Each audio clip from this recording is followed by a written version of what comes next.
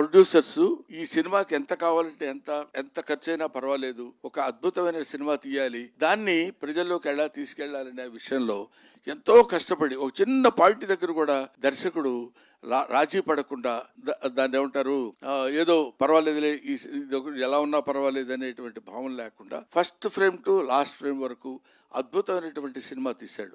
ఇటువంటి సినిమాలు మీరు డెఫినెట్ గా చూసి ఆదరిస్తారని తెలుసు. ఆదరించాలని మాత్రం మనస్ఫూర్తిగా నేను కోరుకుంటున్నాను. ఇటువంటి సినిమాలు తీస్తే ఇలాంటి ప్రొడ్యూసర్స్ కొత్తగా వచ్చిన వాళ్ళు ఇంకా మంచి సినిమాలు తీసి ఇంకా బోల్డన్ని సినిమాలు తీస్తే ఎన్నో కుటుంబాలు బతుకుతాయి. మన సినిమా కళకళలాడుతూ నిత్య కళ్యాణం పచ్చతోరణంగా ఉంటుందని ఒక ఓల్డ్ ఆర్టిస్ట్ లాగా మీ ముందు మనవి చేస్తున్నాను.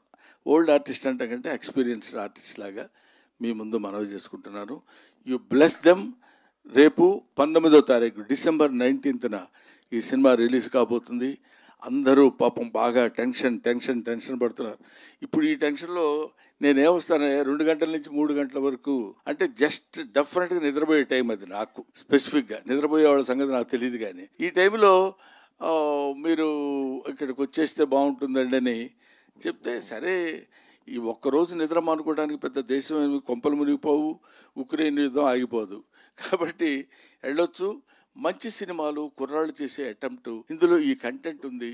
ఇట్లాంటి మంచి సినిమాల గురించి 4 ముక్కలు మనం మాట్లాడినా, 4 ముక్కలు నలుగురు తెలుసుకున్నా ఇలాంటి మంచి సినిమాలు సక్సెస్ అవుతాయని నేను మనస్ఫూర్తిగా కోరుకుంటూ, ఇలాంటి సినిమాలు ముందు ఎన్నో సినిమాలు రావాలి, సక్సెస్ అవ్వాలి, ఇలాంటి ప్రొడ్యూసర్స్ 10 కాలాల పాటు ఉండాలి, ఇలాంటి దర్శకులకి మంచి భవిష్యత్తు ఉండాలని నేను మనస్ఫూర్తిగా కోరుకుంటున్నాను. Thank you very much.